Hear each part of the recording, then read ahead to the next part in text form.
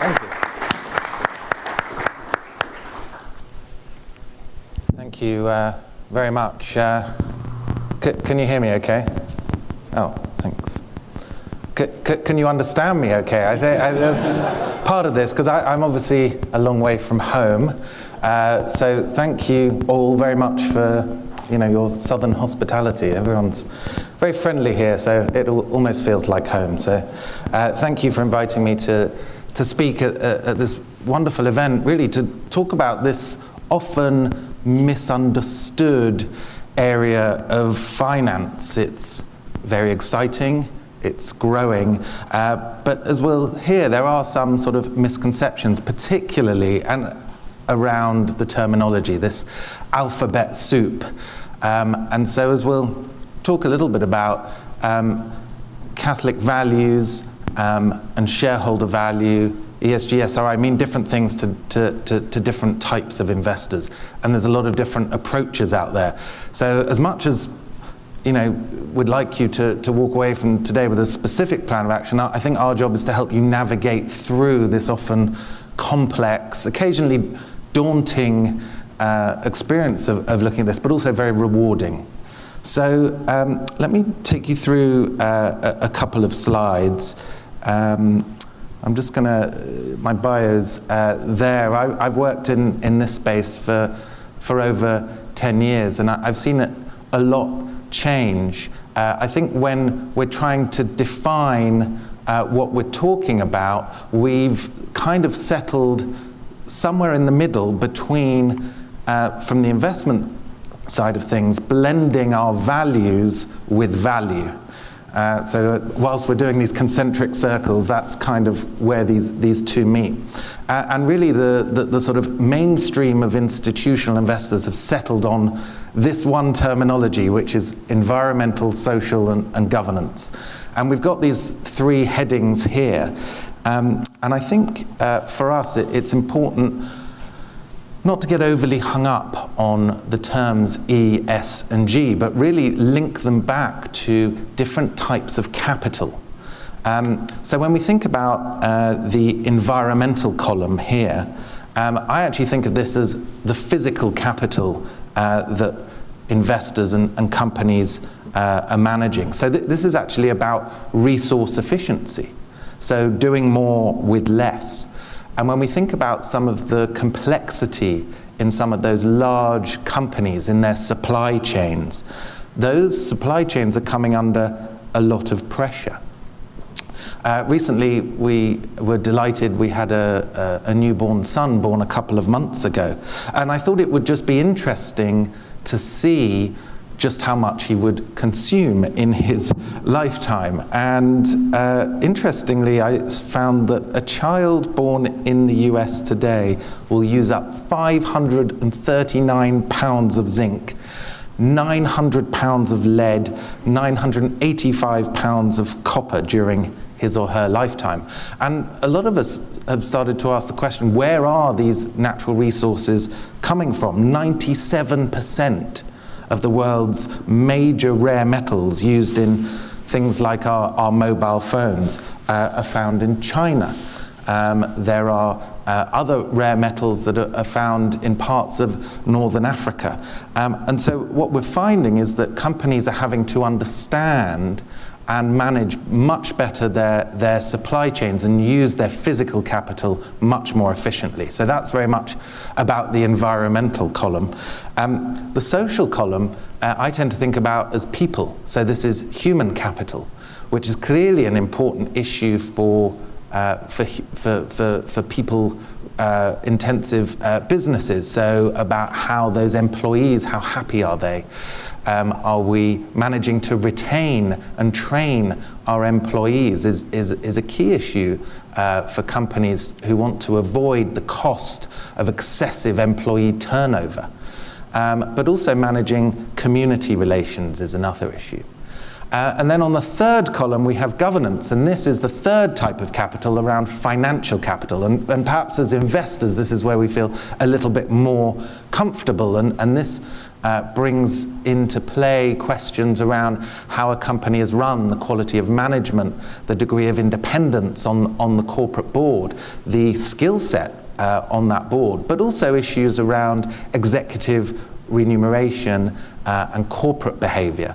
So the governance, as we'll hear, does tend to take primacy in a lot of the research around this. So hopefully that gives you a sense of what types of issues that we're talking about. So at Wilshire, as you kind of said in the introduction, we advise retirement plans, corporate and public, endowments, foundations, faith-based investors. And when I joined Wilshire about 18 months ago, we decided to ask really who's interested in this space. And we surveyed them, the client base at the beginning of the year, and found that actually there are, if you look on the sort of the orange, there are a lot of public retirement plans, as in California and New York, who are particularly interested in this space, as well as the foundations. The corporate plans less so, and we had a couple of faith-based investors also responding to this survey. This slide you probably can't see all that well, but this is trying to map out why is this area of finance growing? What are some of the key drivers and trends behind the space? And when we think about faith-based investors, particularly Catholic values, clearly one of the biggest drivers that Sam's talked about is the US Conference of Catholic Bishop guidelines, which, as we saw, have not fundamentally been updated since 2003, which was a long time ago. And what's interesting is we now have His Holiness Pope Francis talking about some of these E, S, and G issues pretty vocally, as we're going to hear about his encyclical back in 2015 focused on the topic of climate change, which those who do live in this state perhaps are unfortunately all too familiar with some of the impacts being caused by climate change in the form of the increased intensity of hurricane activity. And so we know that there are kind of so-called, top-down drivers for investors, for Catholic investors. And as much as we would like just to say, here are the guidelines that this is how we address, for example, climate change risk in our investment portfolio, we don't have those guidelines yet here in the US. The German Catholic bishop guidelines have been updated. The French Catholic bishop guidelines have been updated to exclude fossil fuel stocks within the guidelines directed at those Catholic investors in those jurisdictions. We know that the US Catholic bishop guidelines are being reviewed and being looked at, and so as we'll hear later, we're helping clients from Catholic communities to try to sort of preempt some of that discussion that we expect will start through an update to the Conference of Catholic Bishop Guidelines here in the US. But aside from the religious sort of scripture and updates around this, we have regulatory interventions.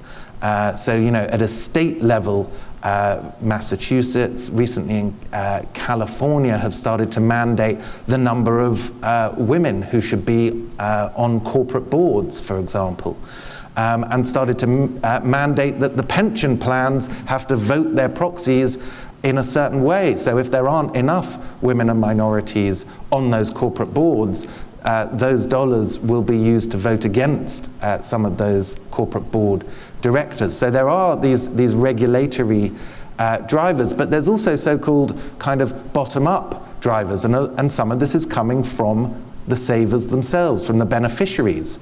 We know that the millennials, those sort of born before, in between, I think it's 1981 and sort of over that decade after, and female investors, this polls extremely well with them. This very much aligns to their values. They want to try to invest their savings in a way that matches their outlook, the way that they consume, the way that they behave on a daily basis.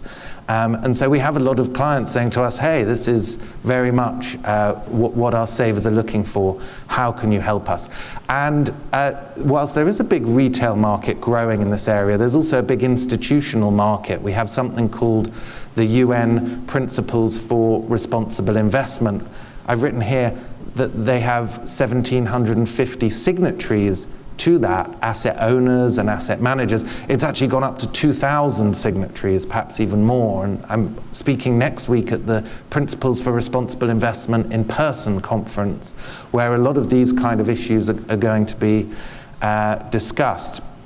We've also got this trend towards integration, and that's very much, as we'll come on to, blending together the value and the values approach. So this is how we're thinking about this. We often get asked this question by trustees who say, well, you're here just to get me to divest from certain industries or securities.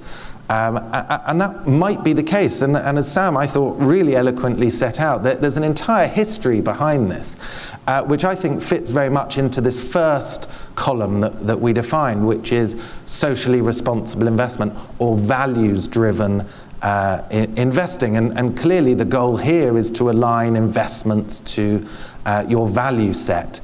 And when we look at the majority of exclusions in that market, I think Sam had a slide. We know that SRI is actually the biggest chunk of the market. I'll come on to the other two chunks, ESG integration and impact investing, but exclusions are still the main approach, and tobacco is the largest exclusion of all, next followed by weapons and cluster munitions. But clearly there is a lot of talk now around energy and fossil fuels, and that discussion we expect will continue. But the goal here isn't necessarily to maximize returns. That's very much around the next column on ESG integration. What we're seeing is that mainstream investors are actually moving more to this integration approach. And so what they're doing is including the ESG factors that I've talked about alongside their traditional fundamental analysis. And I'll come on to how they're doing that. Once they have put the ESG lens on and they've made an investment, they then go and engage with portfolio companies and undertake proxy voting that we'll hear more about. And then the third area around impact investing, which is the fastest growing but the smallest segment of the market, is very much about trying to deliver some of those positive impacts, whether they're environmental or social, alongside those financial returns. And so that might be investments in, say, affordable housing, for example, one of the US CCB discussion points that Sam put up. But often this has been investing in private markets. I probably haven't got time too much to go into this, but at Wilshire we're very focused on the primary benefit of ESG integration as being a risk management tool, whether that's around systemic risk factors such as cybersecurity, or as a means to limit or avoid potential future drawdowns in your investment portfolio. The next slide we've called "Where's the F in ESG?" And this isn't me being cheeky, because the F here for us is about the financial. And so often the discussion has veered away from what this means to the financial value of your investment portfolio.